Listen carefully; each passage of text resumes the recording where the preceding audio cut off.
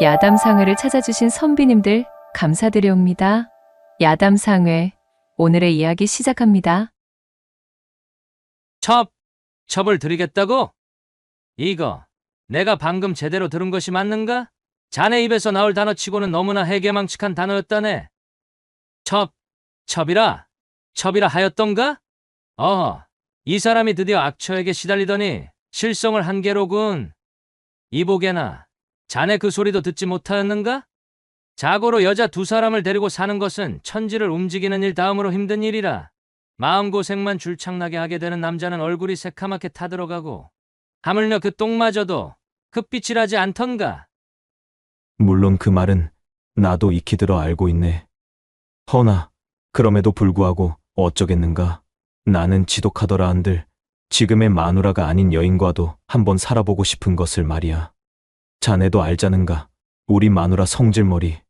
이것이 도대체가 지아비를 하늘처럼 섬기는 것은 내 바라지도 않네. 그저 사람 대접만이라도 좀 해줘야 하지 않겠는가? 도통 그런 맛이 없으니 내 집에 기어들어가도 낙이 없으니 원. 옛날 옛적 마을 어귀의 커다란 은행나무 밑에서 친후 사이로 보이는 장년의 두 선비가 대화를 나누고 있었습니다. 그 중에 하나는 바로 백초씨로 선친으로부터 수월찮은 재산을 물려받아 남부러울 것 없이 살고 있는 양반네였지요.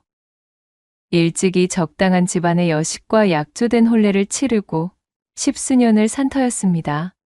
백초씨의 아내는 오방댁으로 박색을 겨우 벗어난 여인이었지요. 인물은 없었지만 새색시로 들어왔을 때는 그리도 곱고 어질게 굴던 마누라였는데 나이가 찰수록 서서히 본색이 드러나 이제는 진작에 집안의 상전을 꿰차고 있었습니다. 그놈의 되지도 않는 과거에 매달려서는 십수년이나 허송세월 보냈으면 되었지.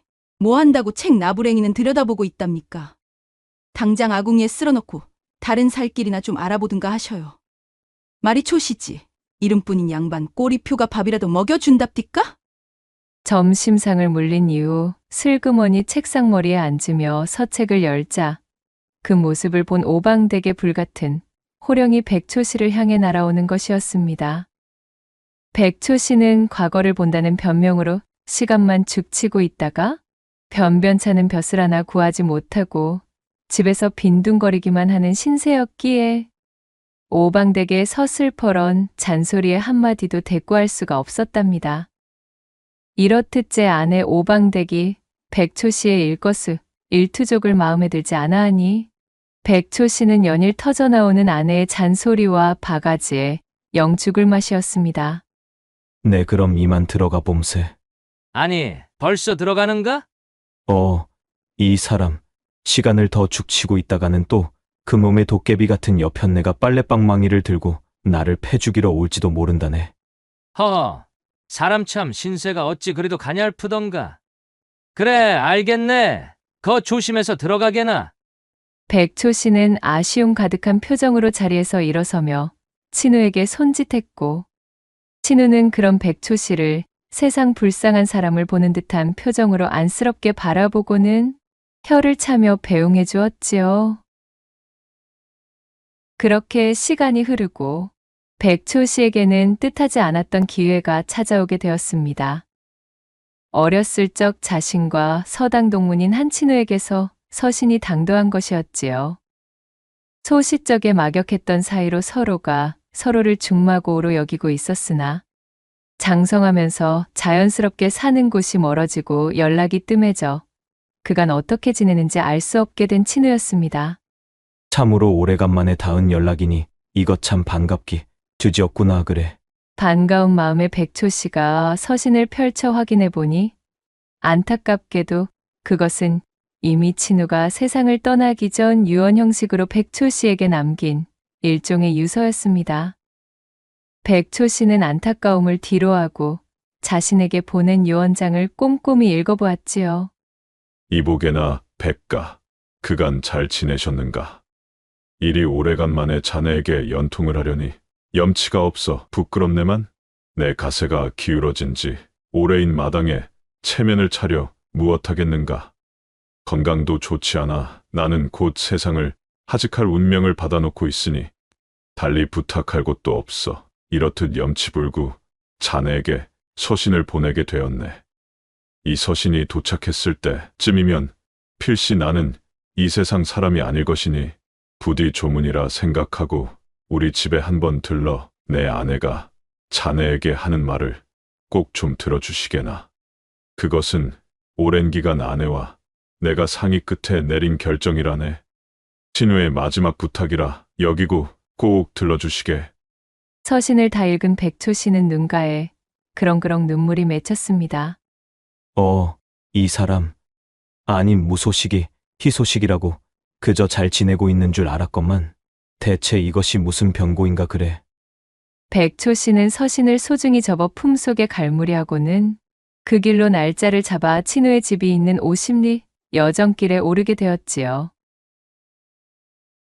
백초 씨가 친우의 집에 당도하고 보니 말도 안 나올 정도로 다 쓰러져가는 초가 삼간에 집안에는 줄줄이 이어진 어린 자식들이 자그마치 5이었습니다. 백초 씨가 흙담 넘어 살인문 밖에 당도하자 고생을 해서인지 폭삭 늙은 것만 같은 친우의 아내가 마당으로 나와 그를 반겨주었습니다. 아이고, 오셨군요. 안 그래도 눈이 빠지게 기다리고 있던 차였습니다. 이거야 원. 친우가 세상을 떠난 줄도 모르고 이제야 도착하였습니다. 참으로 면목이 없습니다. 아닙니다. 누추하지만 안으로 드시지요. 친우의 아내를 따라 집안 마루에 앉으니 부엌에서 장성한 처자가 조촐한 술상을 들고 나오는 것이었지요. 얘야, 인사 올리거라. 아버지의 친으신 백초씨 어른이시다. 백초씨 어른, 여기는 우리 집의 맏딸입니다. 처음 뵙겠사옵니다. 소녀 순양이라 하옵니다. 제 어미의 부름에 자신을 순양이라 소개한 처자의 목소리가 참으로 곱자 백초 씨가 슬그머니 고개를 들어 그녀의 얼굴을 살펴보았습니다. 젊고 한창인 그 밭꽃 같은 얼굴에 자신의 아내에게서는 찾아볼 수 없었던 화사함이 묻어 있었지요. 자신도 모르게 얼굴이 붉어지고만 백초 씨가 헛기침을 하며 목을 가다듬자 은근슬쩍 백초 씨의 낯빛만 살펴보고 있던 친우의 아내가 대뜸 백초 씨의 옷자락을 덥석 붙들고는 말하는 것이었습니다. 이것은 먼저 떠나간 남편과 제가 장고의 장고를 거듭하여 내린 결정입니다. 부디 제 여식을 초시 어른의 후첩으로 데려가 주실 수는 없으시겠습니까? 예. 갑자기 그것이 무슨 말씀이신지. 장성하여 거리를 두었다고는 하나 한때는 절친했던 친우의 여식을 어찌 첩으로 삼는다는 말씀입니까? 백초 씨가 화들짝 놀란 얼굴로 허둥대자 친우의 아내가 눈물을 글썽이며 재차 입을 열었습니다. 보시다시피 가세가 형편없어 이대로는 남은 가족이 경을 치게 생긴 마당입니다. 그러하온데 평소 친분이 있던 노승께서 말씀하시길 저희 맏딸이 이 집안에서 출가회인이 되지 않으면 남은 자식들도 모조리 아사할 팔자를 타고났다 하지 뭐겠습니까? 딸아이의 타고난 성정이 집안에 들어올 운대의 흐름을 막는다나요? 아니, 그러하시다면 좋은 혼사처를 찾아 혼인을 시키시면 되실 일을 어찌 저 같은 자의 첩으로 들이신단 말씀이십니까? 제 딸아이는 이미 한 번 혼인을 했던 몸입니다. 악독한 시집에서 소박을 맞고 쫓겨났지요. 집안도 보잘것없거니와 이러한 사연까지 있는 여식에게 어느 누가 혼담을 넣겠습니까? 가당치도 않은 일이지요. 친우의 부인은 눈물을 글썽이며 제 딸 순양이를 끌어안았고 순양 역시 수심 깊은 얼굴로 고개를 푹 숙였습니다. 신뢰를 무릅쓰고 소녀의 사연에 대해 한 말씀 드려보겠사옵니다. 이윽고 순양이 제 어미를 대신하여 기나긴 사연에 대해 말하기 시작했지요. 동생들을 업고 안고 먹고 살기 위해 이 집 저 집 품삯시를 받아다가 짐을 한가득 머리에 이고 종종 걸음으로 받치며 논이며 돌아다니던 순양은 온몸이 부서져라 발발 쏘다니며 일하여도 스스로 힘들다는 소리 한마디 하지 않던 착실한 여식이었습니다. 그런 순양이가 17 되던 해에 마침내 시집을 가게 되었습니다. 순양 어미는 어려운 형편을 핑계 삼아 자신이 맏딸이 이토록 고생만 한 것이 너무도 안쓰러워 시집가기 전날 순양의 머리를 곱게 따아주며 말했습니다. 순양아, 내 어미가 되어 참으로 그간 너에게는 못할 짓만 시키고 살았구나. 이제 이 집에서 일하던 기억일랑 말끔하게 있고 그 집으로 시집간 너라도 잘 먹고 잘 입고 지내거라. 시댁 쪽은 식구도 단출하다 허니 춘향이 네가 지금처럼 땀 뻘뻘 흘리며 지낼 일도 별로 없을 게다. 가서 끼니 거를 걱정 없이 2다리 쭉 뻗고 자는 게야 알겠지? 그날 밤 순양 어미는 순양을 꼭 안아주었습니다. 날이 밝고 순양이 제 어미에게 큰 절을 올린 후 시집이라고 찾아간 뒤 몇 밤을 지내보니 아니 이게 어찌된 일인가요? 첫날부터 순양은 실타래가 엉키는 듯한 기분이 들고 말았습니다. 그도 그럴 것이 시댁의 분위기가 간밤 제 어미가 해준 말과는 사정이 너무도 다른 것이었기 때문이었어요. 구성원이라고는 신랑과 시어머니뿐인 줄로만 알았는데 웬걸요. 지독한 복병 중에 복병이 숨어있던 것이었습니다. 시집가 외인이 되었다던 그놈의 시누이가 떡하니 자리를 잡고 있었지요. 그 성질머리로 보건대 시집간 지 얼마 되지도 않아 소박을 맞은 모양이었습니다. 시누이는 슬아의 딸 하나를 데리고 친정살이를 하고 있었는데 그 관상이며 행실이 여간 까다로운 것이 아니었습니다. 아니나 다를까 시어머니와 시누이는 손끝 하나 까딱할 생각이 없었지요. 시집간 첫날부터 일 하나 손대지 않고서는 큰일이건 작은 일이건 그저 닥치는 대로 순양을 부려먹기 시작했습니다. 예, 새아가. 오늘 저녁에는 아가 내가 쑤어준 메밀묵을 한번 맛보고 싶구나. 얼른 광에 들어가서 메밀 한 대빵만 퍼와서는 절구질해 놓거라. 올케 가기 전에 부엌에서 물 한 그릇 떠다 주고 절구제 끝나면 우리 복만이 좀 업어서 재워줘. 알겠지? 이놈의 시어미와 시누이는 세며느리의 몸이 2-3개는 되는 줄 아는지 순양이 한시도 쉬는 꼴을 못 보겠다는 듯 부려먹고 있었습니다. 순양이는 그 혹독한 시집살이에도 거역할 생각 하나 없이 네 어머님, 네 형님 을 입에 달고 살았지요. 그럼에도 순양은 언짢은 기색 한 번 없이 그들의 뒷바라지를 묵묵히 처리해냈습니다. 물론 순양도 속마음으로는 그럼 그렇지. 내 팔자에 어디 편히 먹고 자는 요행수가 될 수 있겠어. 일거리가 끊어지면 순양이 팔자가 아니지. 라고 생각하고선 자신의 종아리가 붓도록 어깨가 빠지도록 일에 매진하곤 했답니다. 시간이 좀 더 지나고 보니 어째 시어미보다 순양이를 더 부려먹는 쪽은 시누이였습니다.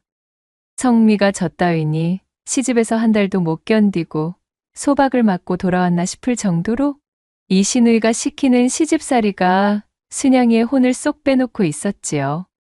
이쁘지도 않은 제 손발을 뒀다가 어디에 쓰려는지 시누이는 순양이만 보면 일감을 던져주는 것이었습니다. 내 고쟁이 빨아내라, 내 옷 개어내라, 내 버선 빨아더라, 내 고쟁이 빨아내라. 이것들을 해치우고 나면 동치미 담아와라, 쑥 뜯어와 쑥 떡해라, 전 부쳐라. 그뿐이면 말도 하지 않았습니다. 심지어는 자기 딸애가 싼 배설물을 치워놓으라, 기저귀를 빨아두어라, 피곤하니 내 등 좀 두드려보라, 원삭신이 쑤시니 어깨도 주물러라. 이건 도대체가 시집살이인지 시누이, 직속 몸종으로 들어선 것인지 분간이 되지 않는 것이었어요. 하루가 멀다 하고 순양이를 못 살 깨구니 참으로 죽을 맛이었지요. 그렇게 고난의 낮 시간을 겨우겨우 버티고 나면 이어지는 밤 시간이 또 순양이를 그냥 놔두는 법이 없었습니다. 그야말로 지치지도 않고 왕성한 이 한 살 아래의 신랑이라는 인간이 단 하룻밤조차도 걸을 생각이 없이 순양이를 쓰러뜨리고는 옷구름을 벗겼습니다. 서방님, 오늘은 너무 피곤하니 그냥 자면 아니 될까요? 어허! 이 사람이 무슨 소리시오? 자고로 부부의 덕목 중 하나인 후사를 도모하는 것에 어디 게을리할 수가 있겠어? 잔말 말고 그저 잠자코 계셔보시오, 좀! 무심하게 이를 데 없는 서방은 순양이 하루 종일 일거리에 시달리다 들어왔다는 사실을 아는지 모르는지 그렇게 순양이를 이리 눕히고 저리 뒤집고 하며 신나게 제 회포를 푸는 것이었습니다. 하룻밤에 딱 한 번이라면 그나마 이를 악물고 눈을 감으며 참아내었겠지만 세상에 이럴 수가요. 전생에 수총각으로 늙어 죽은 귀신이라도 쓰인 것인지 실컷 코를 골아대며 잠들었다가도 눈만 뜨면 또 잔뜩 달아올라서는 그 짓이었습니다. 한창 무르익은 과실의 농익은 맛을 아는 작년의 안악이었다면 이는 축복할 일이었지만 아직 운우지정의 참맛이 뭔지도 모르는 어리기만 한 새색시 순양에게는 이 정신 나간 밤의 고문이 보통 심각한 고역이 아니었지요. 피곤이 쌓여가던 순양의 눈밑은 어느새 시커멓게 숯검댕을 바른 것 같은 어둠이 깊게 드리워져 있었습니다. 그렇게 동창이 밝아옴을 알리는 새벽닭 소리에 부랴부랴 옷을 걸치고 부엌에 나가려는 순양이의 팔을 남편이 또 잡아당겨 끌었고 저항할 힘조차 없었던 순양이 맥없이 그 용두지를 다 받아주고 나니 아침부터 늦장을 부린다며 시어머니한테 거나하게 호통을 들어버렸습니다. 혼인하여 시댁에서 생활하는 것이 원래 이렇게나 힘이 드는 일이었단 말인가? 어머니는 어찌하여 나를 이런 집에 보낸 것일까? 쏟아지는 졸음을 참아내며 앉을 틈도 없이 일하던 순양이 중얼거렸어요. 몸이라도 좀 이어 쉬어야 할 밤이면 잠도 못 자게 달라붙는 남편의 밤 시중에 탈탈 시달리는 것까지도 너그럽게 이해할 수 있었습니다. 그러나 이런 순양이를 가장 괴롭히는 것은 다름 아닌 마음 고생이었습니다. 이것만큼은 도무지 참을래야 참을 수가 없었던 것입니다. 몸만 와도 된다고 할 때는 언제고 혼수를 적게 해가지고 왔다며 자나깨나 궁시렁거리지를 않나? 배워먹지 못한 몰락 양반 집안에서 자라서 그러한지 본 데가 없다는 심한 소리에 하나뿐인 외아들의 생기를 다 빼어먹어 아들이 기운이 없다는 둥 음식 솜씨나 일솜씨가 형편없다느니 하는 말도 서슴지 않았습니다. 시어머니와 시누이는 순양의 가슴에 대못을 박는 말을 시도 때도 없이 해댔지요. 그렇게 눈코 뜰 새 없는 한 해를 보내고 도대체가 더 이상은 못 해먹겠다 싶던 찰나의 어느 날이었습니다. 비척거리는 걸음으로 동네 우물에 물을 길러갔던 순양의 귀에 동네 안악들의 잡담 소리가 들려왔습니다. 그리고 어떤 이야기를 엿듣게 된 순양의 얼굴에 아주 오래간만에 피어나는 회심의 미소가 번뜩였지요. 얼굴에 웃음꽃이 만연해진 순양이 집으로 돌아와서는 시어미 앞에 섰습니다. 저기 어머님, 방금 물을 길러 우물가에 나갔다가 동네 여편네들하고 한판거나하게 싸우고 돌아왔습니다. 늘 고개도 제대로 들지 못한 채 주눅이 들어있던 순양답지 않게 어쩐지 의기양양한 그녀의 태도에 시어머니와 시누이가 의아한 눈으로 그녀를 쳐다봤습니다. 아니, 글쎄 있지요? 형님이 시집에서 제 발로 걸어 나온 것이 아니라 사실은 쫓겨난 거라고 말하지 뭡니까? 그래서 제가 무슨 말이냐? 쫓겨난 것이 아니라 그저 친정에 볼 일이 있어 잠시 기거하는 것이라 했더니 모두가 배를 잡고 끄끄대며 웃지를 않겠어요? 시어미와 시누이가 눈이 점점 휘둥그레지며 얼굴이 시뻘개지는 것을 본 순양이 다시금 말을 이어갔습니다. 형님 딸 복만이가 글쎄 제 아버지는 하나도 닮지 않고 저기 어디냐? 형님네 시집마을 뒷산 남자의 땡중의 얼굴을 그대로 빼다 박았다는 소리를 하지 뭐예요? 그야말로 뺐었다며 시도득질은 못한다고 키득거리더라고요. 그리하여 제가 번듯한 양반 가문의 우리 시누이는 절대로 그런 해괴한 일을 벌여 시댁에서 소박 맞을 사람이 아니라고 대들고는 마구 싸웠지 뭔가요. 참나, 말이 되는 소리를 해야지 아니 그런가요? 이놈의 여편네들이 뭘 제대로 알지도 못하고 그런 경을 칠 소리나 쫑알거리다니 정말이지 대화 상대도 되지 않는 것이었습니다. 세상에 조선천지 어디에 이토록 지체 높은 양반댁 마나님이셨던 우리 형님 같은 분이 있다고 그래? 족보도 없는 땡중이랑 눈이 맞아서는 혼외 자식을 낳았다가 소박을 맞았다는 그런 말 같지도 않은 헛소문을 믿고 조잘대다니요. 대놓고 들으라는 듯 빈정대며 말하는 순양의 말투에 시어머니의 얼굴이 대번에 불그락불그락했지만 아무런 말도 할 수 없었습니다. 그렇게나 기고만장하던 시누이는 마치 똥 마려운 강아지가 된 모양새로 금방이라도 눈물을 터뜨릴 것 같은 얼굴이 되어 콧김을 푹푹 내쉬더니 쾅 하고 문을 닫고는 제 방으로 기어들어가 버렸지요. 집안의 치부를 들킨 시어머니는 그 길로 일을 못한다는 핑계를 대며 두둑한 전대를 쥐어주고는 순양이를 집에서 내쫓고 말았던 것입니다. 기나긴 사연을 모두 전해들은 백초 씨가 측은한 눈빛으로 순양이를 바라보았고 순양이의 눈에 맺힌 눈물이 또르륵 흘러내리자 그녀가 입을 열었습니다. 이제 제게 남은 것은 독한 마음뿐입니다. 언감생심 번듯한 재치 같은 것에는 일절 관심도 없어요. 그저 제가 이 집안에서 출가외인이 되지 않으면 남은 제 동생과 어머니의 안위가 위험하다 하니 그것만 막으면 더는 바랄 것이 없습니다. 이런 부탁을 들어주실 분은 오직 아버님의 애치누셨던 백초씨님 뿐입니다. 부디 저를 후첩으로 들여주셔요. 이게 도대체 무슨 경사, 아니 사달인지.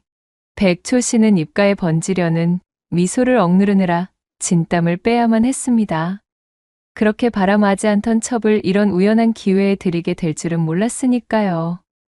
게다가 지엄한 사대부간 맺어놓은 친우의 유언이라는 막중한 핑계를 가져다 대면 제 아무리 호랑이 같은 자신의 마누라도 결코 거부할 수는 없는 노릇일 터였습니다. 내 본디 사대부의 지엄함을 목숨처럼 여기고 있는 선비요나 사정이 이처럼 딱하게 되었다 하니 별 수가 없을 것만 같군요.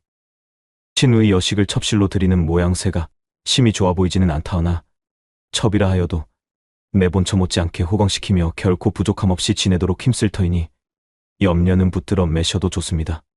그리하여 그는 친우의 아내의 융숭한 배웅을 받으며 순양이를 데리고 집으로 돌아와 자신의 첩으로 삼게 되었습니다. 그리하여 이만저만한 이유로 오늘부터 한 집에서 지내게 된 안식구이니 이 임자는 기탄 없이 잘 좀 대해주시구려. 형님, 모쪼록 잘 부탁드리겠습니다. 형님? 아니 지금 이게 대체 못하자는 광대 노름판입니까? 친우의 문상을 가겠다던 양반이 하라는 조문은 안 하고 망자의 여식을 첩실로 삼겠다며 데려오다니요. 당신 지금 내가 두 눈 시퍼렇게 뜨고 살아있는데 감히 첩을 드리겠다고요? 안 식구요? 이런 방구 한마디도 없이 누구 마음대로 안 식구지요? 모든 자초지종을 전해들은 백초 씨의 아내 오방댁은 불꽃이 뿜어져 나올 기세로 백초 씨와 순양을 번갈아 바라보았습니다. 하지만 백초 씨의 예상대로 오랜 친후의 마지막 유언이었다는 말에 그리고 비록 이름만 남은 양인 가문이지만 사대부간의 인의가 양반에게 어떠한 가치인지는 잘 알고 있었던 오방댁은 차마 순양을 당장 내쫓을 구실이 없었습니다. 분한 마음에 이를 갈았지만 어쨌든 순양을 받아들이긴 해야 했던 입장이었지요. 그리하여 백초 씨네 집 안방은 억세고 심통이 절절 끓는 본처 오방댁이 차지하게 되었고 여리여리하고 가냘프지만 기나긴 고생 끝에 각성하여 성깔머리가 튀어 눈에 뵈는 것이 없는 새파랗게 젊은 첩 순양이 행랑채를 차지하게 되었지요. 두 방 가운데 있는 사랑방엔 백초 씨가 자리 잡아서는 뒷싸움으로 여념이 없는 두 사람 간의 불꽃 튀는 접전을 중화시키는 완충지대 역할을 하고 있었습니다. 오방댁은 자기 소나기에 쥐고 살던 남편을 졸지에 새파란 첩에게 빼앗기게 생겼으니 그 심기가 말도 못하게 불편하였고 순양이는 순양이대로 이제 물러설 수가 없는 실정이라 죽어도 제 본가로는 돌아갈 수 없는 배수의진 앞에 놓인 처지였기에 더욱 백초 씨를 붙잡고 앙큼하게 매달렸지요. 박색에 가까운 제 마누라에게 쥐어 살던 백초 씨는 젊고 어여쁜 순양의 알랑방귀와 끔찍한 애교에 껌뻑 넘어갈 지경이었습니다. 내쫓기기 전 시집에서 어찌나 험한 꼴을 당해왔던지 순양은 착하고 싹싹하면서도 강단이 보통이 아니었던지라 노비처럼 일하던 신세에서 벗어난 기회를 절대 놓치려 하지 않았지요. 그 덕분에 백초 씨는 인생의 처음으로 달콤한 운우지정의 맛이라는 것도 알게 되었습니다. 후첩 순양이와 백초 씨의 사이가 날이 가면 갈수록 좋아지자 자연히 본처 오방댁과 순양의 관계는 점점 돌이킬 수 없는 강을 건너게 되어 두 사람은 서로 얼굴만 마주하면 범과 용처럼 으르렁거리기 일쑤였습니다. 아니 대체 어찌하여 빳빳이 고개를 쳐들고 바락바락 대드는 게야? 내 말이 말 같지가 않아? 형님, 또 무슨 연유로 그리 억지를 부리셔요? 제가 어디 틀린 말 하나 한 적이 있습니까? 아니 근데 인연이 어따 대고 눈을 불하려 불아리길? 2년 전연 하지 마셔요. 형님, 격조가 떨어집니다. 예상하지 못했던 것은 아니었습니다. 본처의 호랑이 같은 성질에 어느 정도의 잡음 정도는 있을 거라 생각했지만 설마 이 정도까지 앙숙이 될 줄은 백초 씨도 몰랐던 것이지요. 언젠가 은행나무 아래에서 친우가 자신에게 조언해주던 충고가 불현듯 떠올랐습니다. 감히 친밀히 지내는 것을 바라지는 않았으나 하루도 조용히 넘어가는 날이 없자 백초 씨는 가슴이 타들어갔지요. 하지만 자신이 꿈에 그리던 두 여인과 한 집에서 지내는 삶에 대한 욕심을 버릴 수는 없는 노릇이었습니다. 그러다 순양이의 행랑채로 건너가 합방이라도 한다 치면 그 다음날 본처 오방댁의 바가지가 평소의 곱절은 더해져 사정없이 때려박히는 것이었습니다. 이대로는 안 되겠다 판단한 백초 씨는 어느 날 나름대로의 규율을 만들게 되었습니다. 바로 3일의 간격을 두고 본처와 첩의 방으로 번갈아 들어가는 것이었습니다. 내 앞으로는 이러한 3일 주기로 각각 분별 없이 공평한 사랑을 할 터이니 이제 제발 그만들 좀 싸우시고 이 규율대로 순서를 좀 기다려 주시오들. 아시겠소이까? 이견은 없는 것으로 간주하겠소이다.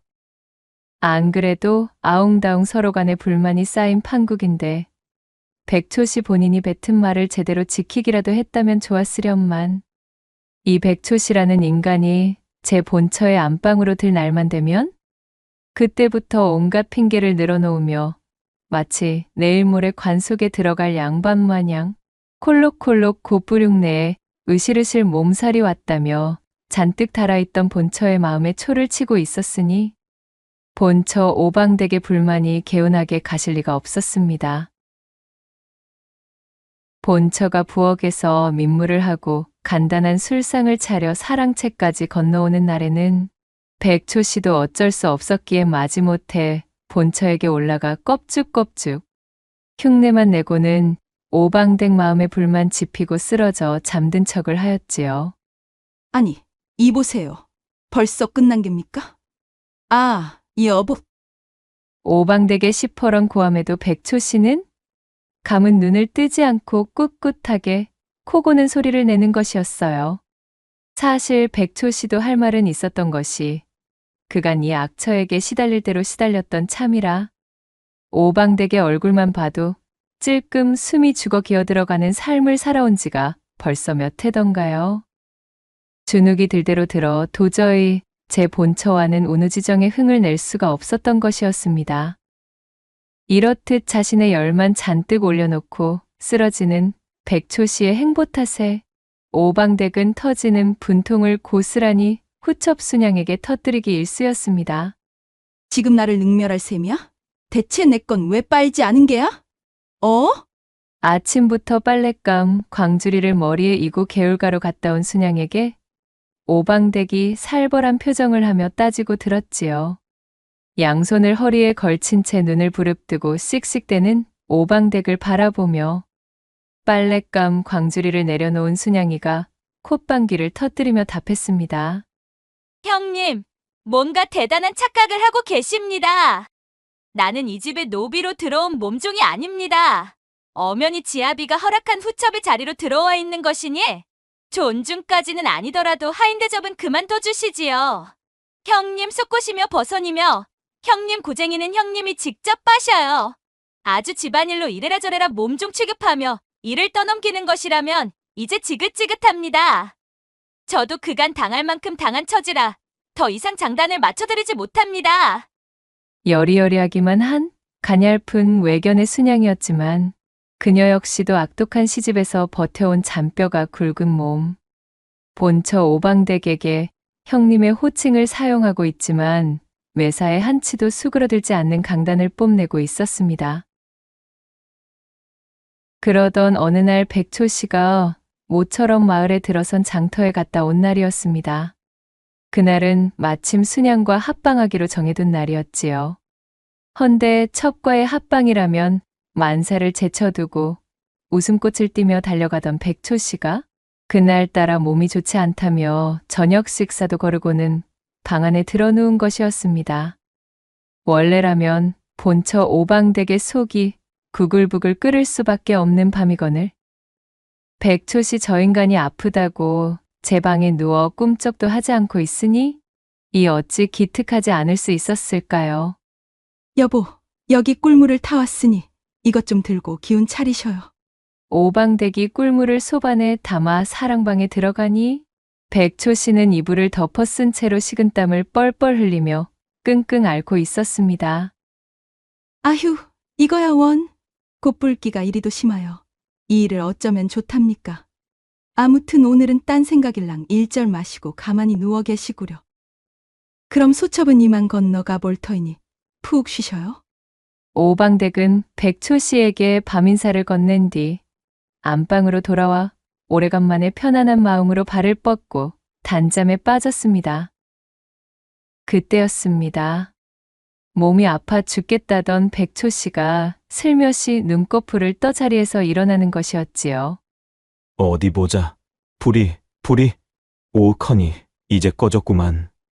안방에 불이 꺼진 걸 확인하자마자 백초 씨는 까치발을 세워 조심스럽게 행랑채로 향했습니다. 자지 않고 기다리고 있던 순양이 웃으며 백초 씨를 맞이했지요.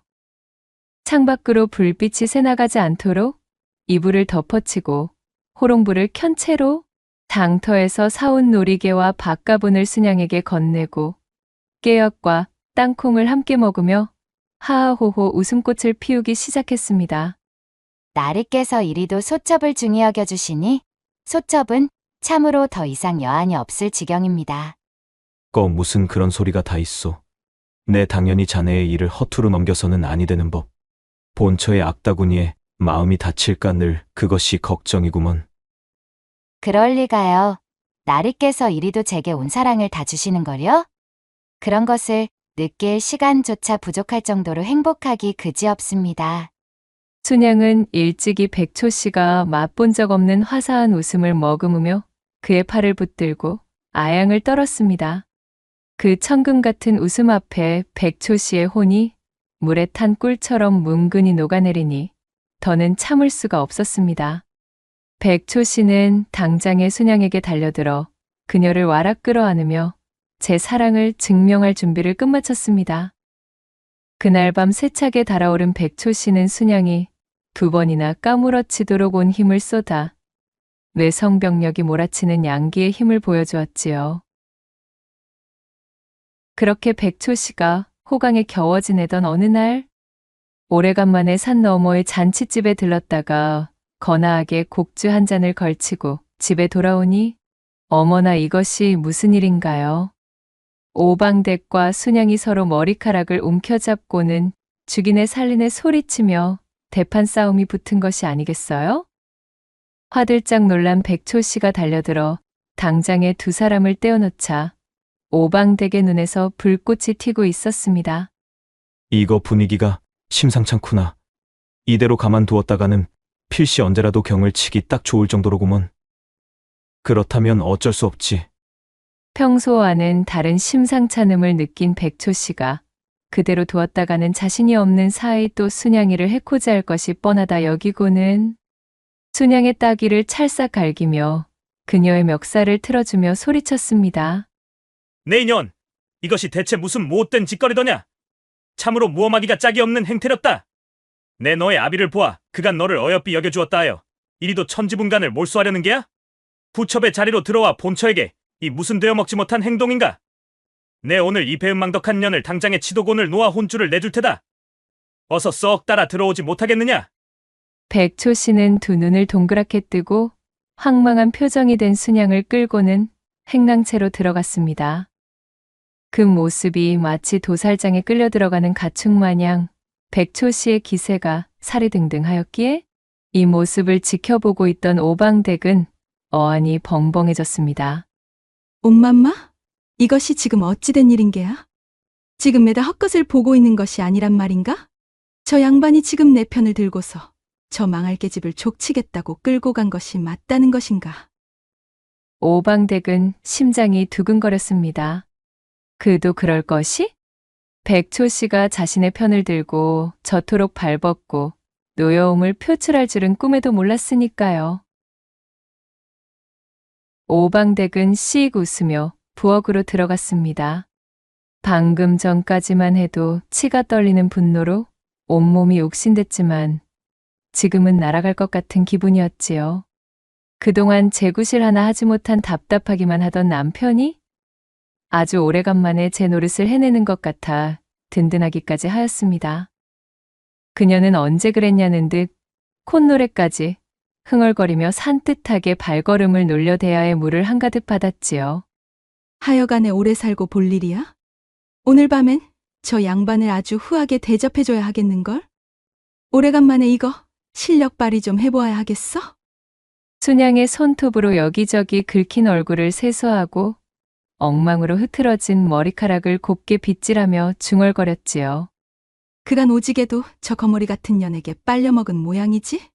이제 슬슬 만정이 떨어진 모양인가벼? 아차, 내 이럴 것이 아니지? 고년이 곡소리를 내는 꼴을 아니 볼 수야 있는가? 순양이 치도곤을 두드려 맞는 꼴을 놓칠 수가 없었던 오방댁이 왼수 죽는 꼴을 보려고 행랑채로 가 절구통에 올라서 들창문 틈으로 방안을 몰래 엿보기 시작했습니다. 그런데 세상에나 행랑채 안을 들여다보던 오방댁은 깜짝 놀라고 말았답니다. 당장이라도 혼쭐을 낼 것처럼 순양의 멱살을 틀어지고 들어간 백초 씨와 순양이 그야말로 태초의 모습으로 한데 엉켜서는 찰싹 달라붙어 구름을 몰고 와 요란한 비를 퍼붓고 있는 것이 아니겠어요. 나으리, 아까는 너무 심하셨사옵니다. 미리 언질이라도 주시지. 다짜고짜 따기까지 때리시다니요. 소첩 하마터면 정말로 나으리께서 제게 꾸지람을 주시는 줄로만 알고 염통이 떨어져 나갈 뻔했지 뭡니까? 그 무슨 되도 않는 소리신가? 내 자네에게 어찌 그런 마음을 품는단 말이던가. 처가 자네를 하도 못살게 도구니 그 앞에서 체면이나 차려주려 그러한 것이오. 많이 아프셨소? 내 그 아픔의 몇 곱절로 기분 좋게 해드리리다. 어머머, 나으리. 소첩 오히려 나으리의 천둥벼락 같은 박력에 그만 더욱 새빨간 춘심이 동하고 말았으니 이를 어찌하면 좋겠사옵니까? 나리께서 소첩의 이 불덩어리 같은 마음을 책임져 주시옵소서. 참으로 이러한 꼴불견이 또 어디에 있었겠습니까? 오방댁의 머릿속이 등잔유라도 뿌린 듯 이글이글 타오르고 있었습니다. 이 꼬락서니를 목격한 오방댁의 분노는 하늘을 뚫고 옥황상제 계신 곳까지 닿을 지경이었지요. 에라이 이 개 같은 년놈들아. 내 오늘은 기필코 너희 것들을 가만두지 않으리라. 오방댁은 밟고 서 있던 절구통에 절구꽁이를 집어들고 들창을 부숴버렸습니다. 그리고는 쏜살처럼 방 안으로 달려들어 백초 씨의 하초를 겨냥하여 들이닥쳤지요. 그 누구도 폭주한 오방댁을 막을 수는 없었습니다. 그렇게 한바탕 소란이 요란하게 펼쳐지고 둔탁한 절구꽁이 휘둘리는 소리와 함께 담벼락 너머로는 백초 씨의 까무러치는 듯한 외마디 비명소리가 널리 울려 퍼져 온 고을에 넘치다 못해 저작거리까지 흘러들어갔다는 후문이 전해지고 있사옵니다. 구독과 좋아요, 댓글로 야담상회를 응원해 주셔요. 늘 잊지 않고 야담상회를 찾아주시는 선비님들, 시청해 주셔서 참으로 감사하옵니다.